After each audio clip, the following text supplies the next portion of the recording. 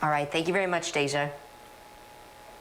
New this morning, eviction moratoriums around the country are expiring, and advocates are warning of a looming crisis. Consumer IT reporter Kat Reed dug into the data to find out what's happening right here in Kansas City. There. It is nice in here. Rita Slavens calls this her little corner of the world. She's been living in her Midtown apartment for about 6 years. It's not perfect. This is where water was just dripping like crazy.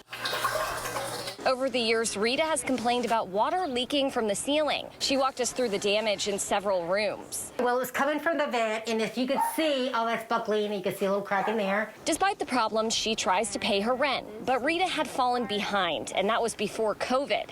The pandemic made the situation even worse for the self-employed massage therapist. I freaked out.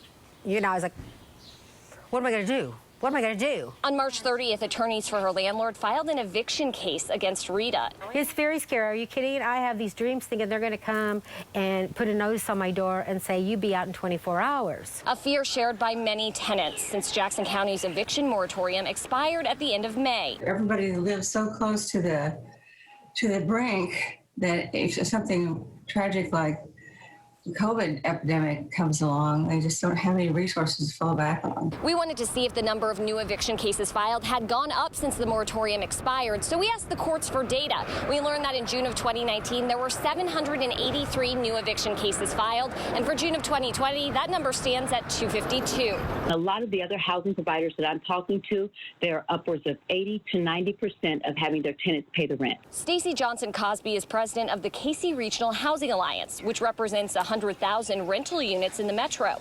She attributes the low number of evictions filed to the fact that the pandemic ushered in funding to help tenants, and landlords are trying to work with them. We don't want to have to find new tenants or evict someone, and so it's always in both sides in everyone's best interest to work with the tenant and the landlord that you currently have. But Legal Aid of Western Missouri fears evictions will increase, especially as federal protections expire at the end of July. That anxiety is in the air at the courthouse. One man said, "Not yet." That was his answer to my question, are you a tenant being evicted? He said, "Not yet."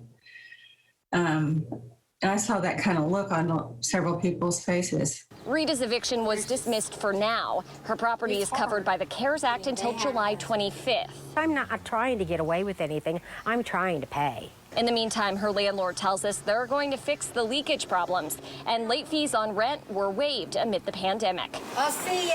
I'm consumer IT reporter Kat Reed, 41 Action News Today.